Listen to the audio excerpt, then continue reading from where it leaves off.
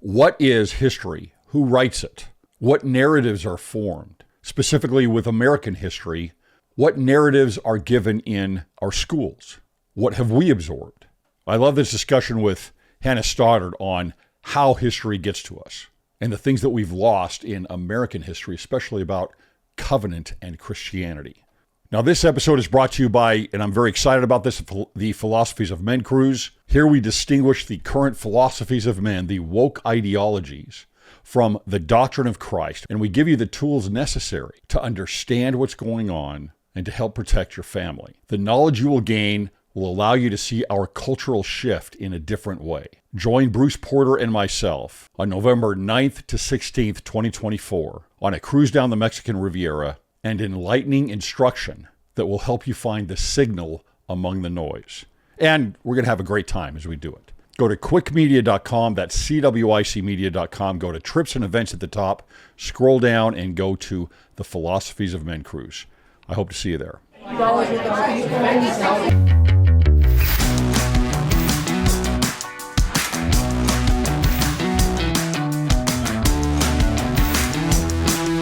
All right, welcome to Cwic Show. My name is Greg Mattson, and I am your host. In this episode, we brought on the director of the Joseph Smith Foundation, Hannah Stoddard. Welcome to the show, Hannah. Thank you so much, Greg. I'm glad to be here. So I saw you give a presentation at the Hello Saints Summit on politics and God, and I was fascinated with the approach that you took on this. There's so much behind looking at what is the history of America, right? How is it portrayed to us in the schools? And what narrative is being driven? So I'm just going to ask you this straight out. Is the United States of America a Christian nation?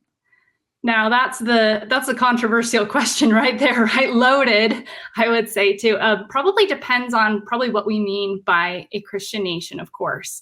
There's the whole debate of obviously, is Christian the authorized, sanctioned religion? Everyone has to participate. Obviously, I don't think very few people believe that. In the sense of, is it founded on those Christian principles? Did the founding fathers look to the Bible to say, hey, this is how God wants a government set up so that anyone of any religion, they have the freedom to be able to draw closer to God according to conscience? Then yeah, that's pretty documented in the historical record. Again, that can be debated too, but I think it's pretty, if you go in there and you start studying George Washington, you start studying Thomas Jefferson, especially from a Latter-day Saint perspective, you walk away, these men were definitely Christian. Okay. So you go back and you've done quite a bit of research in studying the history of the United States, going back into its founding. What are the philosophies? What are the founders? What are they anchored in, right? What moves them? Why does this happen?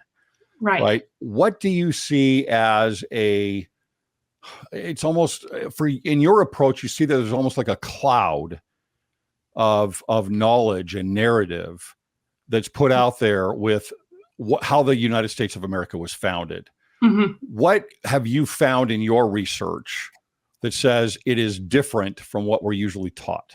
Right. In the government school system, just the general textbooks. Right. Well, something that I've found in my research, which is a little bit unique. A lot of people go back to the founding fathers that we recognize, right? The signers of the Declaration of Independence or others, and they stop there. I think you actually have to go back further because you have to figure out, where did those men come from? Where's their theology coming from? Their philosophy, where they're thinking. And if you go back to their grandparents, their great-grandparents, their great-grandparents, I really think you have to go back to the Protestant Reformation, which is a lot more diverse and a lot more complicated than people realize. Sometimes we just hear, okay, Martin Luther, and there's one name, and that's all you know. He nailed 95 Theses to the wall. You don't the church door, right? You don't realize that there were hundreds and hundreds of years of different people thinking, and then really this rebirth that took place in Europe, going back to the Bible. A lot of times we talk about the Renaissance, but a lot of people don't realize all of those scientific advancements, a lot of the political changes that were happening in Europe, the English common law, William Blackstone. it came from this start where people started going back to the Bible being produced in the common tongue, right? And that spurt back further than William Tyndale. You have John Wycliffe, you have the Waldensians, you have people in even the early centuries AD that were pushing back against the political power of the time that was trying to silence education, to take away people's rights to even read, free speech. Obviously, the Bible was restricted, and you have men and women sacrificing their lives trying to get the Bible into the hands of the common person. And then what happened was when that took place, it was like a revolution took place because people began realizing, wait, these are principles of law that God set up in the universe, and they influence our government, they influence our family life, our families, our culture. And step by step, Switzerland, France, Germany, Scotland, England, this rebirth starts taking place. And eventually they have to come to America because there's no way to completely overhaul the whole system in Europe. And so you have the Pilgrims, you have the Puritans, but you also have the Covenanters and the Quakers and even Catholics that were fleeing for religious freedom. And it's that seedbed that actually lays the foundation for the founding fathers. And that's how you get the Constitution and the Declaration of Independence. So it really does go back to the Bible, but not just the Bible, but actually getting back to this, okay, how does God approach this whole area of liberty? I tried to go into that a little bit in the summit, but very quick and high level for sure. So, it's really interesting because you go back to the Reformation and, okay, first of all, you've got the printing press that comes around, right? And so it's not just a matter of the translation into the common tongue, it's a matter of access to the scriptures, right? And so both of these things starting to happen, they get out to the common person more and more and more. You think to yourself, well, why is that such a problem? Right? Why would this be a problem to royalty, to clergy, to the elites? Right? Why don't they want a religious book getting out to the people? And there is a Geist, right? There is a force that, whether call it pride, call it power, whatever it is, that says, no, I don't want all of this information out to everybody. It seems so antithetical for clergy to say, no, I don't want you to read the Bible. I'll read it for you and I'll tell you what it means. It is it's an interesting phenomenon, right? What is the threat of black and white, black words on a white page? What's the threat? But honestly, we see the same thing today. I mean, if you go into every communist country, they don't necessarily go and shut down all the churches. That's sometimes, I think, an oversimplification where it's like, oh, communism went in these countries and they just kill every Christian. No, they don't. They go in there, they regulate the churches, they start controlling. And the biggest thing they want to get rid of is access to scripture. It's like, okay, yeah, you can have your pastors, you can have your little congregations, we're going to regulate it, but absolutely we're going to restrict access to those scriptures and the ability to write and speak and talk uncensored. And you're wondering, okay, what's the threat? What's the challenge of something this seemingly so insignificant, for sure? Yeah, and it's not... I know obviously the adversary is going to be fighting against this, right? It's like, I don't want this out in the hands of everybody. But it has to make sense, right? What are they thinking? Yeah, it has to make sense. And I believe it goes beyond that. I believe it's control, right? I think that there is a sense of control of saying, no, this information cannot get out to everybody because if it does, it will change the structure. It's going to change everything.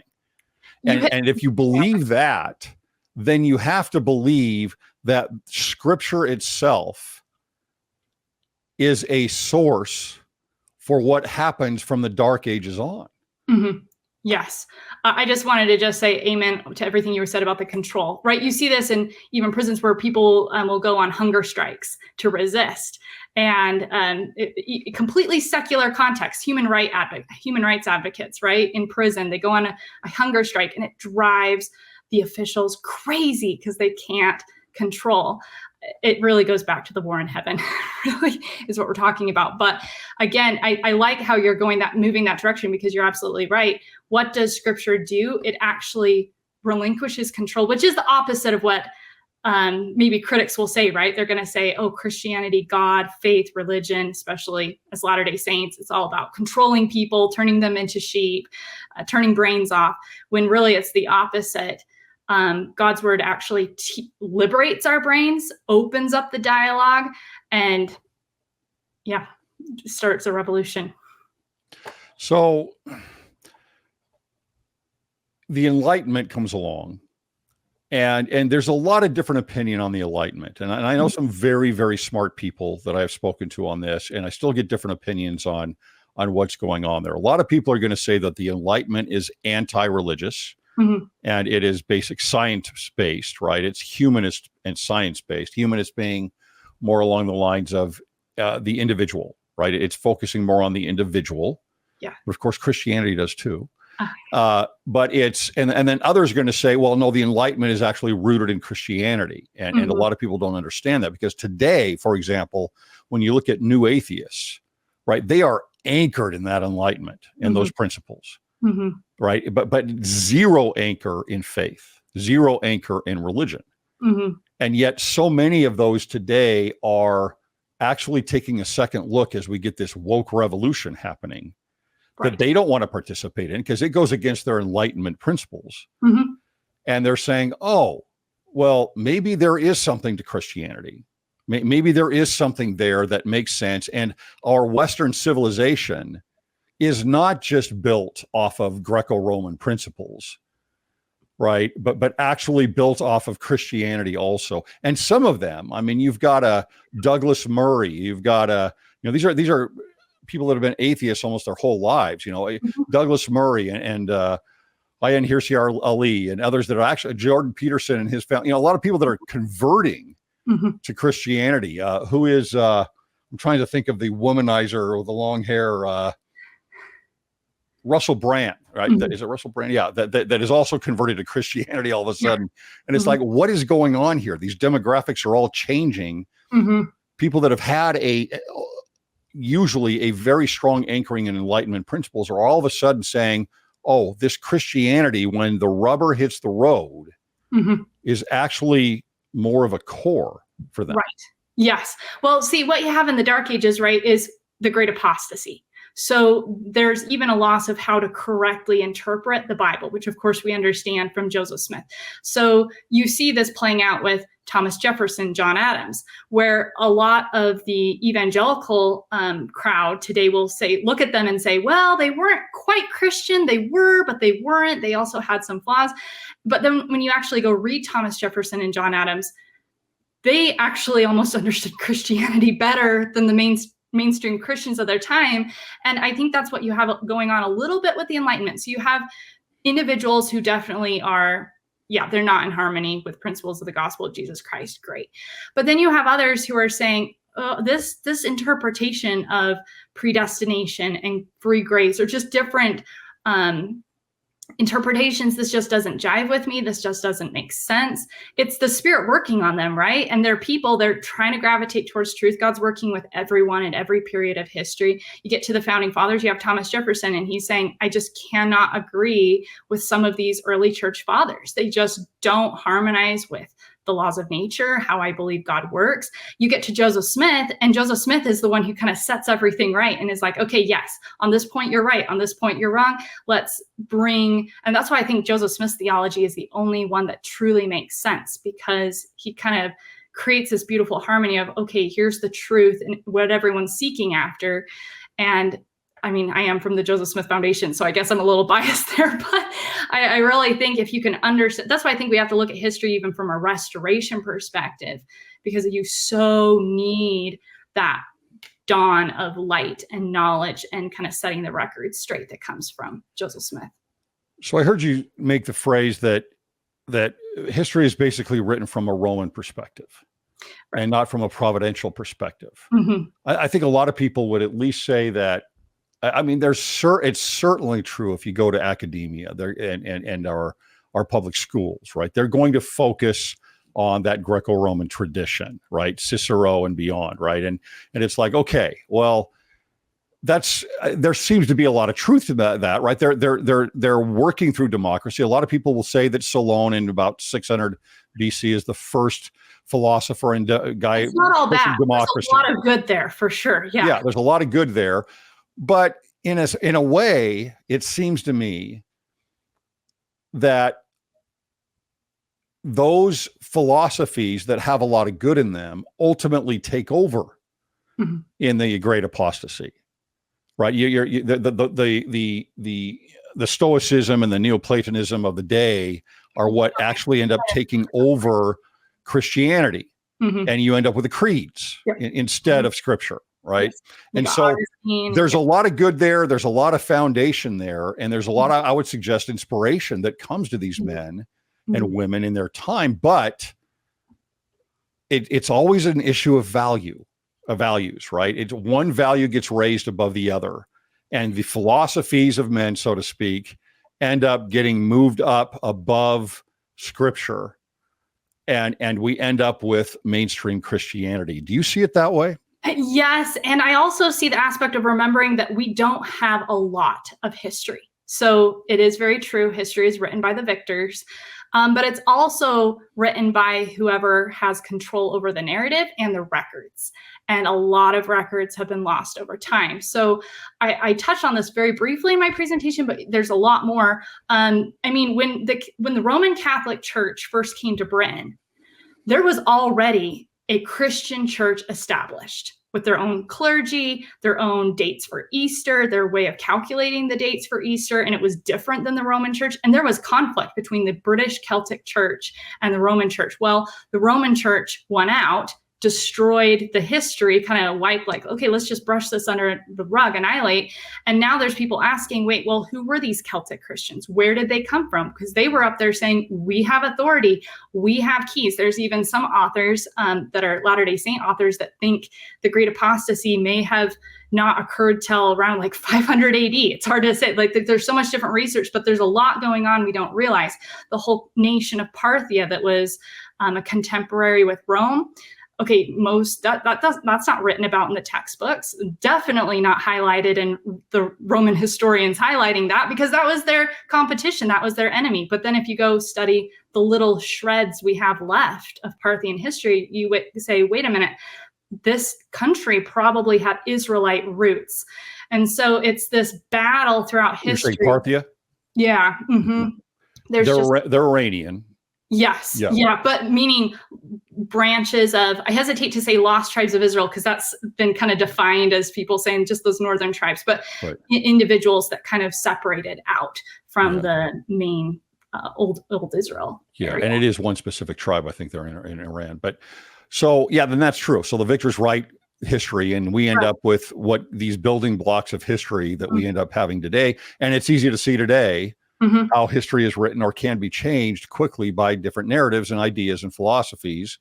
Right. For example, the United States of America was founded in 1619, right? That's that could happen, right? You could, that could be changed. Right. That could change. And then all of a sudden there's this look back 100 years from now of, hey, America was founded in 1619 on the slave trade. But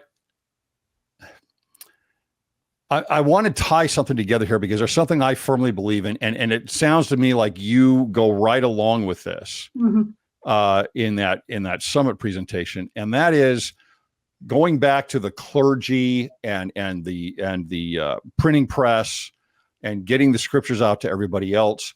The control there in holding that scripture off is also tied directly to liberty. Right? It's like, wait a minute, why is this liberty such an important thing? Now, in the scriptures, we get, examples of the Exodus, right? Where you have the Jews that are the Israelites that are freed from the oppression of the Egyptians. They're slaves to them, they're servants, etc. And that's an important story.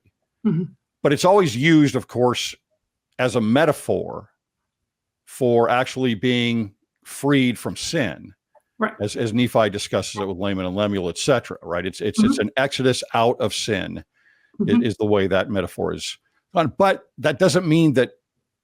No, it's huge. Yeah, it's huge. The liberty doesn't matter as well, right? They are leaving Egypt for liberty so that they can they can worship as they please. Right. Right. And that is the First Amendment to the Constitution. Mm-hmm. It is crucial. It is everything. Yes. Right. That liberty. And if you read the Book of Mormon and you go through the Book of Mormon, you cannot unravel the liberty of the people, the stories that they go through over and over again from Christianity. Right. I mean, if you look all over the architecture in Washington, D.C., the Supreme Court building, Moses is a very central figure in all of that. And then you brought up the Book of Mormon. You cannot separate liberty from the Book of Mormon. Absolutely not. And some people, I've heard some authors say, well, Mormon, he's biased that way. He's a military general. Like, of course, that's his thing. Right. Or he's a guy. So of course he's going to focus on those kind of topics instead of realizing this was something that hit me so clearly just the last time I went through the Book of Mormon was Mormon actually was even more, this is my opinion, Mormon was more qualified to teach the gospel because of his experience, even in war, because of his political experience, because he understood this is the impact that the gospel has in real life. Let's take it out of the theoretical. And the whole purpose of the gospel is freedom, right? Mm-hmm. Delivering people from addiction, from harmful patterns of behavior. Agency, everything, right? And there's an individual level, but there's a certain point where, yeah, you can be free from sin in your heart, but if you can't move and you can't become like God, you can't have a family, you can't own property to build a family, to build a school, to build a church, to live, to build a city where people can become more like God. Like everything with God is so temporal. It's not just this spiritual, intangible thing. Zion is a real place, or places, I guess I should say, right? But and that responsibility, and then what you have with the Book of Mormon is the Book of Mormon highlights even more importantly the covenant of Israel, what that means, what your responsibility is as an Israelite to bring freedom to others individually and societally. So you cannot, it's not as saying, oh, freedom is part of the gospel. It is the gospel. Liberty is the gospel. You can't separate the two. It's interesting going back all the way to the story of, we can look at, again, as you brought up, the war in heaven, right? Mm-hmm. There's an issue over agency. Right? That's everything. And then coming to the Garden of Eden. The Lord's not going to stop anybody from doing anything and making their own choices, regardless of the consequences. Yes. Right? It's an agency has to exist. And you think about how that's tied to the atonement of Jesus Christ. And how even of the atonement, right? Yeah, they are bound together. That agency and the freedom of that agency is bound to the atoning sacrifice of Jesus Christ, because that is the tool that we use to improve our agency. Yeah. Right. To master it, to get better with it. Even the atoning sacrifice does not eliminate the agency. Mm-hmm. It doesn't take it away. It doesn't remove responsibility, but it gives you a path to move through it. Right. And develop it. Yes. I was going to say, even from the perspective of Jesus Christ, he exercises his agency to perform the atonement. What was in his thought process? What's the conversations he and his Father are having about this plan? You cannot separate the two. And that's why I don't remember if I mentioned this in my summit presentation, because I was speaking to, a Protestant as well as a Latter-day Saint audience, but something I feel really, really passionately is that one of the reasons that we're disconnected in helping the youth understand why liberty is important and get engaged in defending liberty is because we aren't connecting it to the gospel, and we're not connecting it to even specifically the Book of Mormon. I think just shoving books on the founding fathers or even American history in their face and expecting them to walk away, bleeding red, white, and blue, it doesn't work, because it's not the message. It's not the real message.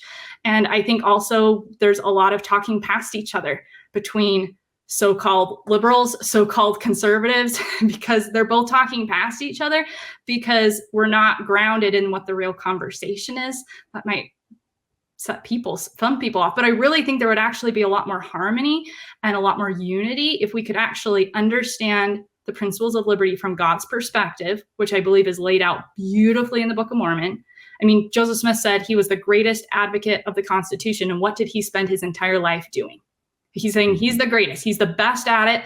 He's the one at the forefront of the fight. What does he spend his life doing? Why? These are just questions I think that I've noticed in my life that I think we could completely turn the whole conversation around and bring a lot less contention and fighting and hate and pride and everything else that we really need a lot less of in this country. I've got I'm wrapping up a book right now, and part of the book is there's a chapter in it on the dissenters of the Nephites. Mm-hmm. And there's something fascinating that I don't know why people haven't really focused on this, but it's, to me, the Book of Mormon, the primary story is about, I mean, obviously it's about another testament of Jesus Christ, and that's the point of this. But the story is about the dissenters of the Nephites to me. It's not the Nephites against the Lamanites. Right. These are the covenants, and they're prophesied how this is going to work. But the story itself, the tension, the issues that come up are always the dissenters. Yes. And you have these dissenters. There are a few different things that they all of them hold up as a banner of what they want, right? And number one is they're anti-Christ. People don't realize this. Yes. Right. If you go to the Amlicites, the Amalekites, the Amalekiahites, the Zoramites, King Noah and his priests, they're not anti-God, right? No. And they're not anti-religion or anti-faith. They're all very religious. Christ. Very religious. But they're anti-Christ, right? They do not believe in this. They kill Abinadi for this reason. Yeah. And really the whole Book of Mormon is launched because of this. If you really look closely at 1 Nephi 1, Lehi is going to be killed because he's prophesying about Jesus Christ. Yes. And it's not just because, as I always say, he's telling everyone there's, you're bad boys and girls, right? They're not mad at him for that. It's blasphemy to them, right? This is a blasphemous claim that God himself is going to come down and be born of a woman. And, this is all 1 Nephi 11 and take on the sins of the world and be the redeemer of the world, right? But when you look at this, the other thing that they all want is they want to destroy liberty. Yes. All of them. Right. They want to get rid of the structure that is with the Nephites, the political structure. They want tyranny. Yes. Right. So those two things, again, throughout the entire Book of Mormon with these dissenters is no Christ and no liberty. Yes. And that's the message. You hit the nail on the head, right? So you have Amalekiah. And you're saying, no one points this out. I don't know how we missed this, right? Right, Malachi, and it says he was part of a group that was trying to destroy the church. He was fighting against Helaman and the other brethren. And then how does he do that? He goes after the liberty. Same thing in Ammonihoth. They were studying to destroy the liberty of the people. But when Alma shows up, he doesn't give to them a big sermon about even free speech or, unalienable rights. He talks to them, teaches them the doctrine of Christ and the doctrine of the gospel. So that tells you, wait a minute, he's not just off rambling about some topic that doesn't relate. That is the topic. The same with Nehor, the same with Amlici, every pattern. And why is Mormon sticking this in here, right? It's not just accidentally.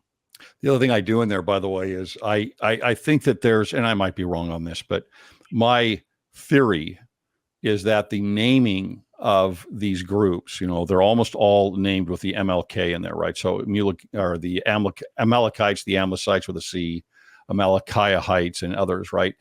The common thought on that is that they're focused on Mulekites, and that you have, Grandpa Mosiah that comes into Zarahemla, he becomes the king, but the majority are Mulekites, and so they're all dispossessed. It's like colonialism, right? But that's not true. It's not true, and it's the wrong narrative that people don't understand this. Those names are AMLK. They all begin with an A. The Amalekites are the number one enemy to the children of Israel in Canaan. Right. Even today, they still have ceremonies with Purim and others where they talk about the Amalekites. And this is something that is in the brass plates. Lehi and Nephi know this very, very well. So the naming of these groups is anchored in the Amalekites. And there's some things I bring up about what that word really means and how it's written up in Hebrew. And you can see this parallelism throughout, especially with Amalekiah and Moroni. But the focus on this to me is not a dispossession, a political dispossession. It is Christian. And you'll see Moroni say specifically to Amalekiah, who is not a Mulekite, he's a Nephite. He specifically is, we're told that he is a Nephite, and it says, Moroni says, we were called Christians by those who did not, the enemies, against, right? by our enemies. Yes. Why are they calling them Christians? Yeah. Because Amalickiah and his ilk are not, right? They're not. And so anyway, I'm on a little rant here, but it's the chasm here is Christianity. Yes. And it's not just a matter of I'm Amalickiah and I want to be powerful and be the guy. That's true too. But it's all based on their theology. Yes. That's a fascinating insight. And I think we have to get even deeper than just, oh, it's Jesus Christ, he's the enemy. Because I've pondered this before. When I was younger, reading the Book of Mormon, I'm like, what is their problem? Like, just let them believe that some guy is going to come down. Like, what's the problem, right? And I remember I was pondering, I think I was studying in the story of Abinadi, and I realized it was what Jesus Christ represented. It was the type of man that he was. It was the mission that he had and the implications of that for the society.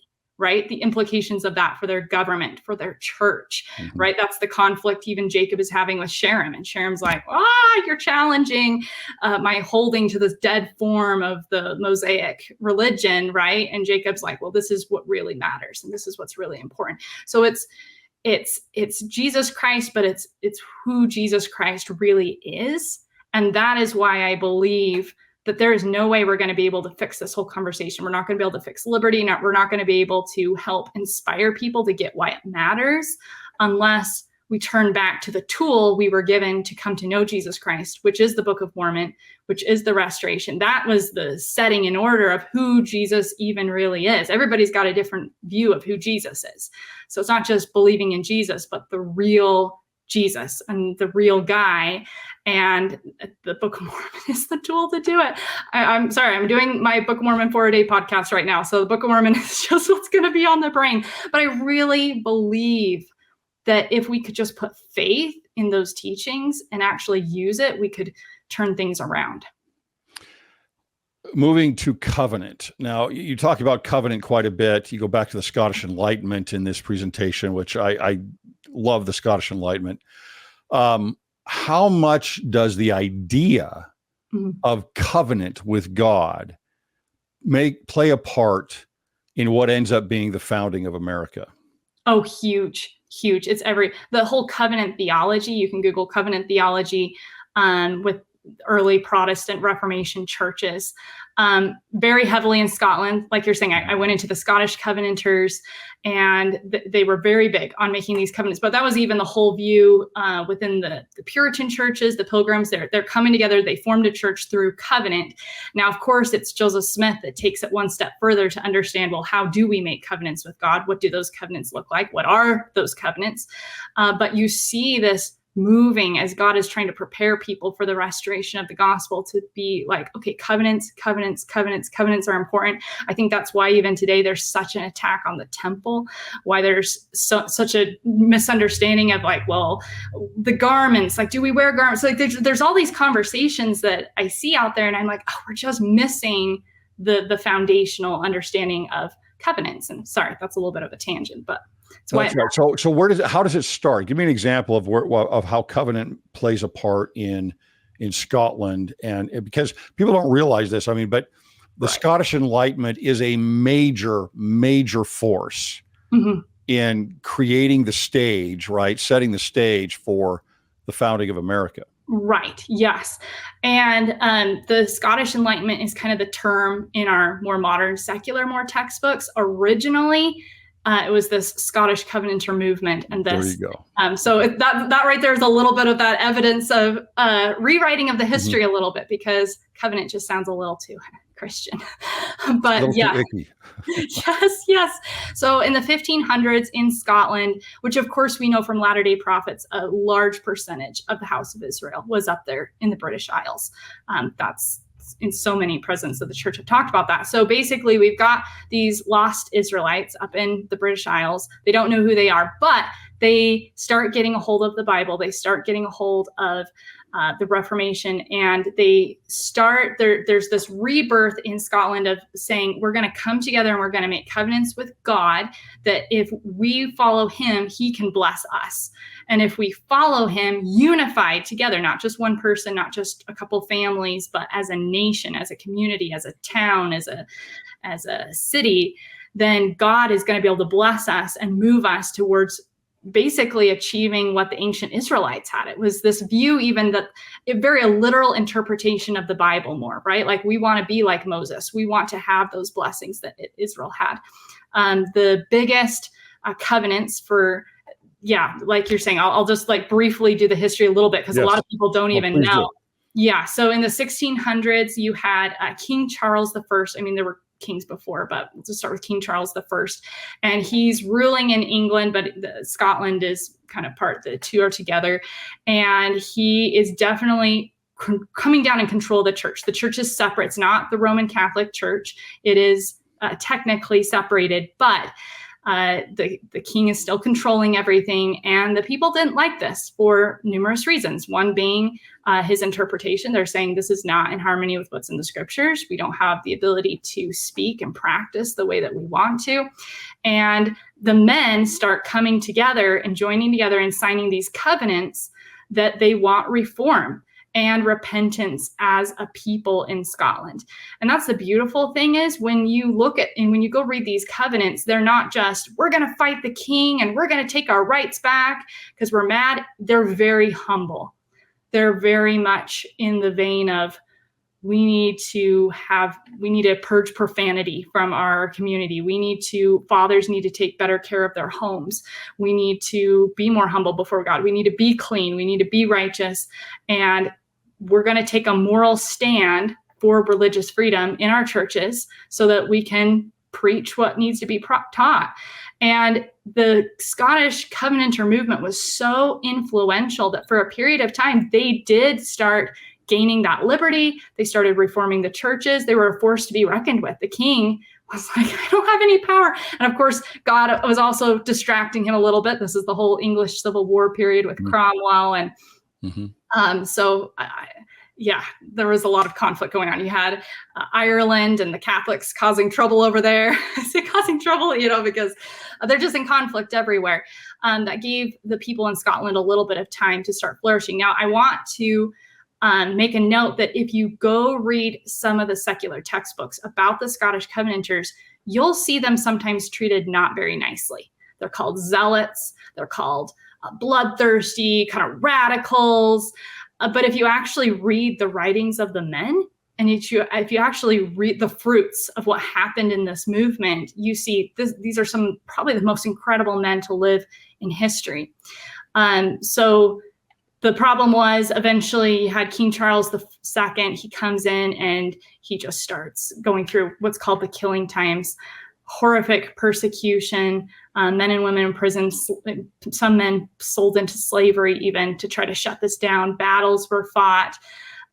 It was an intense time of suffering and sacrifice. But God used that because that drove all of these good men and women to America. And they show up in the 1700s, and when it's time for the Revolutionary War, they know exactly what to do. They've been fighting the King of England for a while. So they're like, let's do it. Bring it on. We know exactly what to do. It's fascinating because this idea of covenant that's going on there's a couple things that to me happened automatically with the idea of a covenant. Number one is commitment. Yes. Right. You develop a commitment. You go through the temple and you're like, okay, am I going to be a covenant keeper or not? Does this give me a strength of commitment as I make a covenant? So when you have a people that believe in a Christian covenant, you're likely going to get a lot of very good results from a higher level of dedication and commitment to righteousness from those individuals. I mean, you look at the early saints, the same thing, right? In Latter-day Saints. And everything they go through, and how do you get through all of that?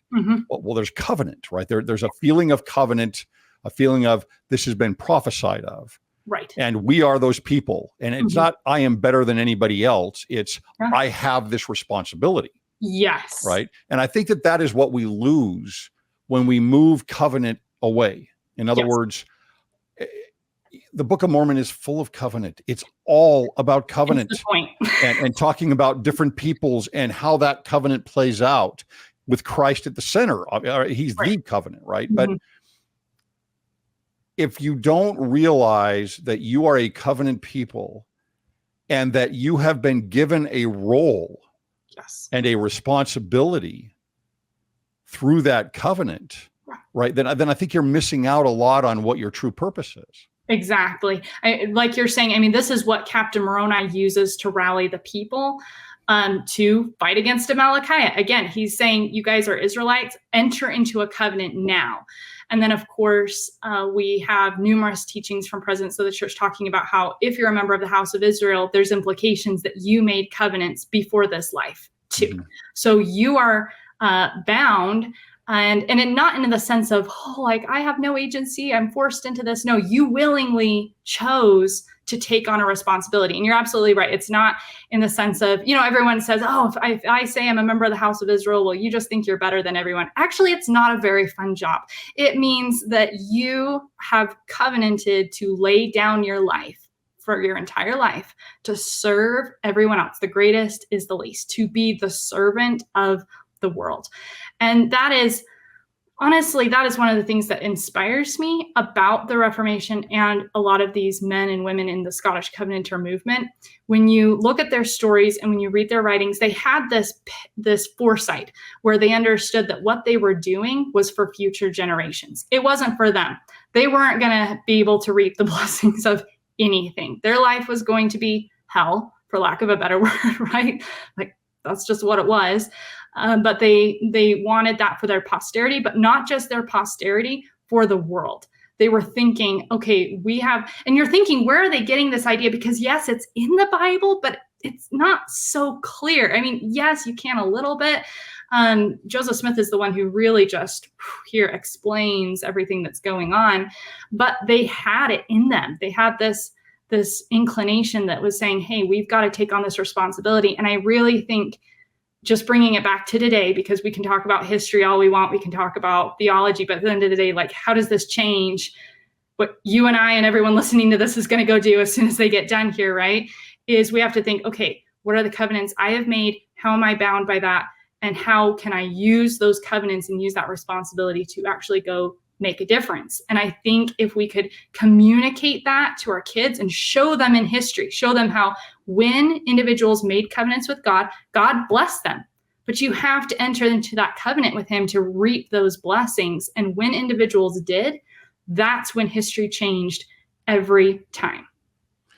Yeah. And I think when you realize those things, I mean, you look at someone like a George Washington and you say, why wasn't he King George?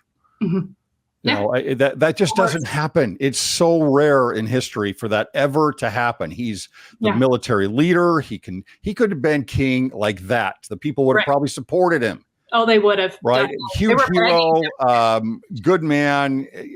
King George, that's who we need. Yes. Be our new king. Right. And he doesn't do it. And it's like, why doesn't he do that? And I think a lot of that has to do with, again, a sense of where I am in history. And this is part of the covenant. This is part of what is being played out. And you look at the scriptures and you have covenant and then you have prophecy. And interestingly enough, prophecy over and over and over again is pointing to the covenants. Absolutely. Well, that's the whole reason there is prophecy in the first exactly. It's like they're completely tied together. And you look at it weaves throughout the Book of Mormon. And as they talk about who they are, you brought up the example of Captain Moroni. He's talking about them being the remnant of Joseph. Yes. Right. It's like, this is us. Yes. We can't fail. Right. This is who we are. This is our place in history. And again, it's not I'm great. It's no, this is my responsibility that I have to fulfill. And so for us today, understanding that we kind of don't talk about that anymore. No, we don't. You know, it's like, look, you're and I'm going to use a term here, but, you're an Ephraimite Gentile. Yes. Well, what is your role? Yeah. What are you sent here for? What are you supposed to do with that fulfillment of that covenant? Right. Yes. Yes, I think, I mean, so I teach gospel doctrine in my ward, have for a couple of years. And when I was teaching the Abrahamic covenant, it was so interesting to me because I just asked, I was like, can anyone, like, what is the Abrahamic covenant to you? Like, if you just had to say it. And it was blank stares. And I have an amazing ward. They are awesome. They're awesome.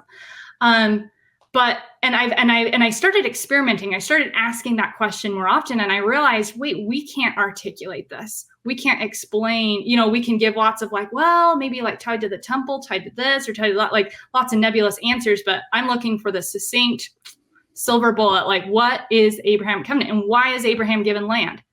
Because he's special. Like, I don't know. Like, why is America the land of Joseph? Well, yeah, okay, so you're just saying you're better than everybody else? No, it's about how are you supposed to save people without the tools to do it? How are you supposed to? This is one of the reasons that, okay, just give me a minute to like articulate. Like, the Book of Mormon is all about America being a promised land as a refuge for persecuted Israel and persecuted people around the world who want liberty and freedom, right? So you see this with the anti-Nephi Lehis, where they're being persecuted. So the Nephites welcome them in, and they're like, we'll protect you. We'll use our armies to defend you. It's this whole, and I think that's a little bit lost in our day, this understanding of we have this responsibility to protect and to help and to serve. Are we doing that? Are we creating an environment where Israel has some place to go? When those protests happened in Hong Kong a few years ago, and millions of young people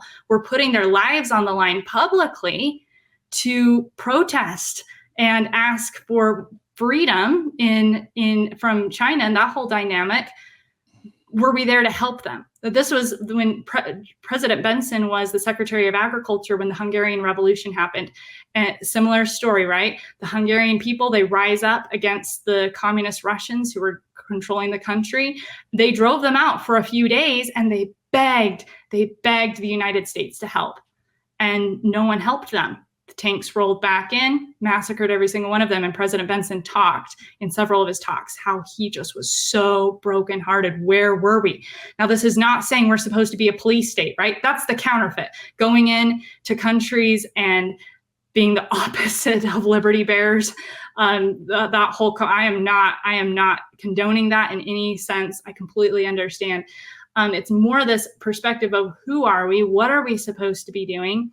And I think if we, again, understood that, we would care more about defending liberty here instead of, well, it doesn't hurt me, or, I can kind of live with this, instead of saying, well, what's the implications of this for those people in China or North Korea or the Muslim world in those countries? Are we helping them? How can we help them? How do we, bring liberty? I don't know if that makes sense. I know that I just hit in a bunch of touchy subjects, immigration and going into the other countries, and I think we've done a lot of very poor things. I think the United States of America has a lot to answer for. But the principle, the true principle, is true. Yeah. I mean, one thing we should be exporting is liberty, and we should be doing that through liberty, right? Yes. So that's sometimes we don't do it through liberty.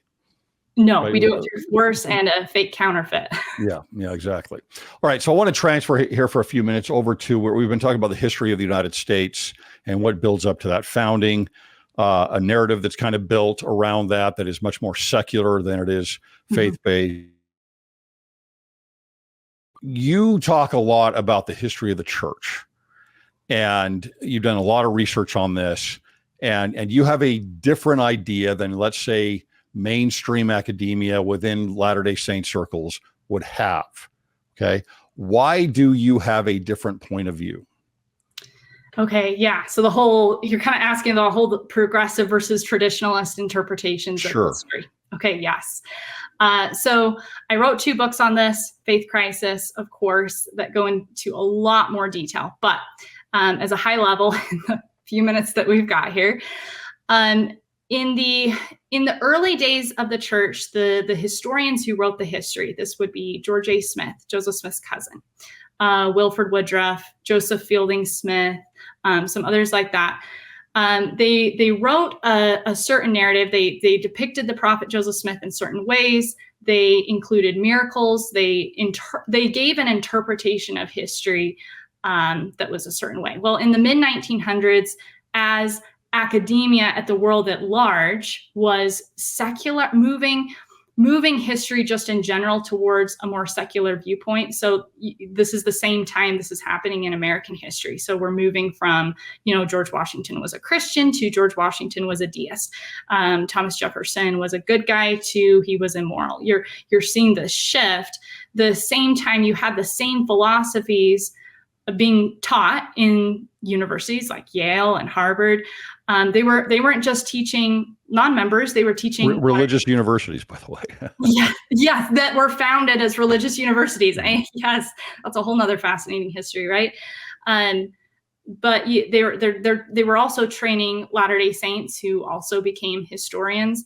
And the problem is it's just a different viewpoint. It's a different interpretation. So it's the same thing with a lot of times science, right? It's the same data, two different worldviews, two different lenses, two different viewpoints. And so in the 1900s, you saw the shift in how we interpret history, what we think is important. So for example, if you're going to write a book, so in 1976, there was a book called The Story of the Latter-day Saints that was published by the historian department of the Church of Jesus Christ of Latter-day Saints. The brethren were not aware. It didn't go through correlation. And so the book hit the press. And a few months later, some of the members of the Quorum of the 12 read it and read parts of it and kind of reviewed it and freaked. They had a panic attack and they were like, wait, this got printed under the church. Like, no, we don't agree with this. There's a lot of things that we have problems with. And they called in the church historian at the time, who was Leonard Arrington. They were like, why did this happen? And we only have Leonard Arrington's version of the story, but I'm just going to take that as, accurate. But he talked about how they had these meetings with President Spencer W. Kimball, who was the president of the church at the time. And then you had some of the others like President Ezra Taft Benson, Elder Bruce McConkie, others sitting at this table having these discussions about how do we interpret history.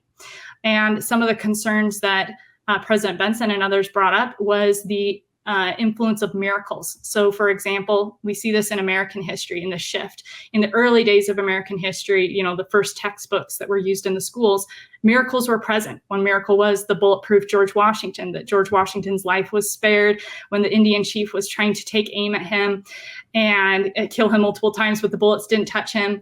And then that story is taken out or changed, or even just, that's not true. We don't believe that anymore.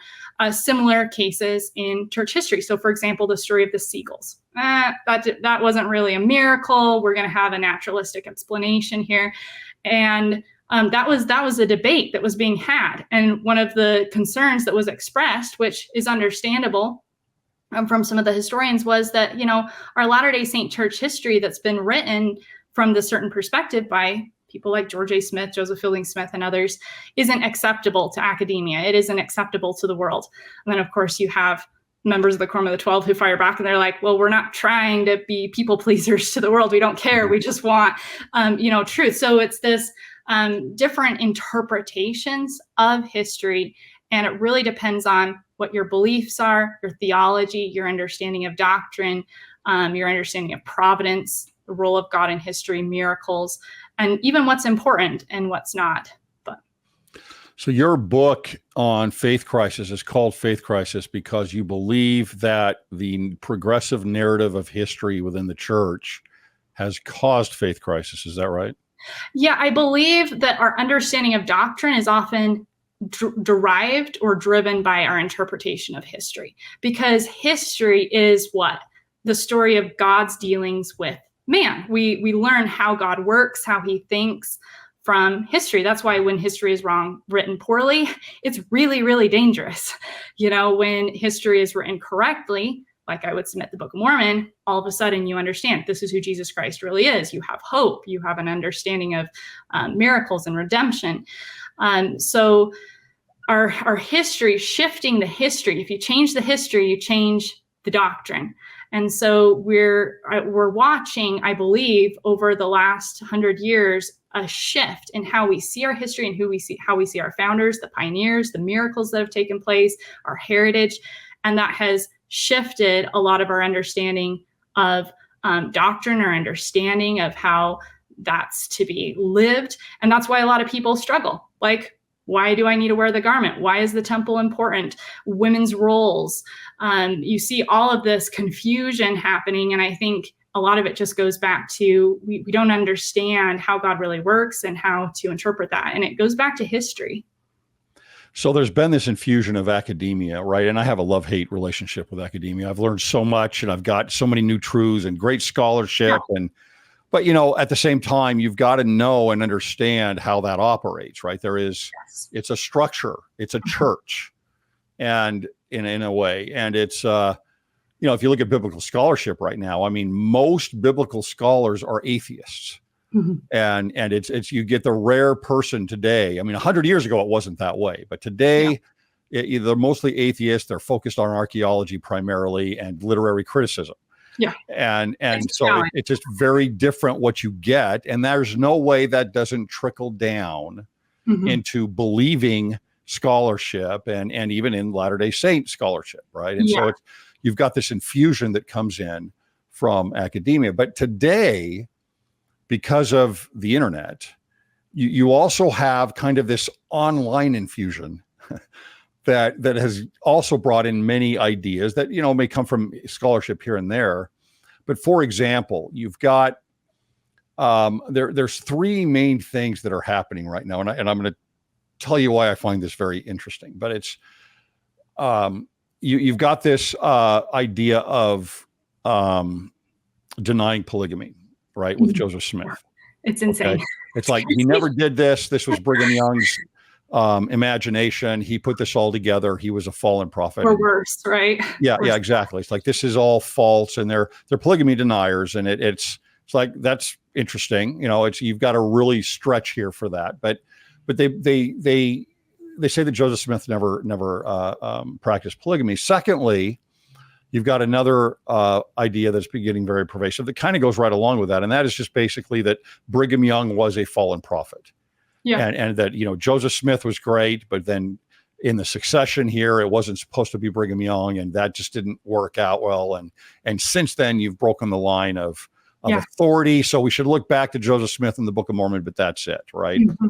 Which is thirdly, really, and this is kind of interesting because, and there's a reason I add this in there, and I'm not saying that this is wrong because I don't have a dog in this race at all, but it is the long-standing now, several decades long-standing belief in Latter-day Saint academia that the Book of Mormon took place in Mesoamerica, all right? Because now the online thing kind of works in reverse that way, because a lot of people with the Heartland model, they look at it and that's what's the fight, and it's crazy. Yeah, the online world is actually pushing back the other way against academia in that sense. But there's a lot of confusion on this. You look at someone like a Michelle Stone and what's going on with her her polygamy topics, and she's 100 and something thousand subscribers now with her YouTube channel, just exploded, right? So you have all these ideas that come out, and there's just something really interesting about this that I've put together. And maybe other people have put this together too, I don't know, but it's all three of those ideas come from the Reorganized Church of Jesus Christ of Latter-day Saints. Yes.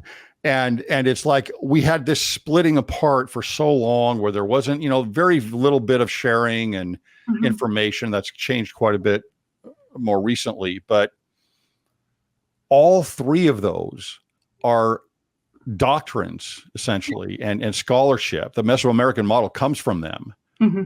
Right? That is all from the Organized Church of Jesus Christ of Latter-day Saints. And I just wonder, that goes right along with the internet. And did those, I'll get people because I cover a lot of these things, and I'll get people in my comment section on episodes, on topics like this. They'll come in and they'll say something, and they'll say, right? We don't believe this, and we as a people, and this, that, and the other, and Brigham Young was wrong, and he wasn't a prophet, and right. Blah, blah, blah. Well, then I continue to follow them as they make comments, and then they reveal themselves much more down the road, right? It's like, oh, okay, you're not a Latter-day Saint. Right. Right? But you do believe in the Book of Mormon. Mm-hmm. You do believe Joseph Smith was a prophet. And I get this over and over and over again in this area. And I just wonder, with the internet, there seems to have been a not a resurgence, but a new angle coming from the community of Christ with these three. These are like three of the major online topics in the circles of social media. And it's scary where that's headed, because what else did the reorganized church deny? You know, basically, I mean, they don't really accept the Book of Abraham, ordinances. Yes, the temple. And honestly, actually, I think the temple is the chief target, right? Because why does Satan really care about some of these things? Like, at the end of the day, how much does it matter? Like, it matters, but what is he going after ultimately? And priesthood and understanding how that works, and obviously understanding even who has the keys. Like, it's pretty key. No, absolutely. It's concerning, but I think it's also, personally, what I feel is going on right now is a test. I believe God is testing every single one of us to know who we really are, what we really believe, and do we really know who Jesus Christ is? Or, you know, do we have a figment of an idea? You know, even, you bring up, oh, we believe in Joseph Smith and the Book of Mormon, but not the other stuff. I don't think you really believe in the real Joseph Smith. I mean, just saying it bluntly, the Joseph Smith you've created in your mind is not the man who was born in 1805, you know? And so I think the Lord's testing us to know, do we really know who the master is? Do we know who his servants are? It's a scary time. And like the scriptures say, even the elect will be deceived. And so I think it's more important than ever that we just turn back and get more grounded. And every single topic that we've talked about so far today is part of that. Covenants, everything. Right. Well, Hannah, thanks so much for your time. I appreciate you being on here. I appreciate your passion. I appreciate the way you articulate things. You do an excellent, excellent job. Thanks. Where can people find you? Yeah, so you can go to thejosephsmithfoundation.org. That's where we have a lot of our resources. We're also on YouTube, social media. Great. Well, thanks so much. We'll have to have you back. Thanks, Greg. Appreciate it.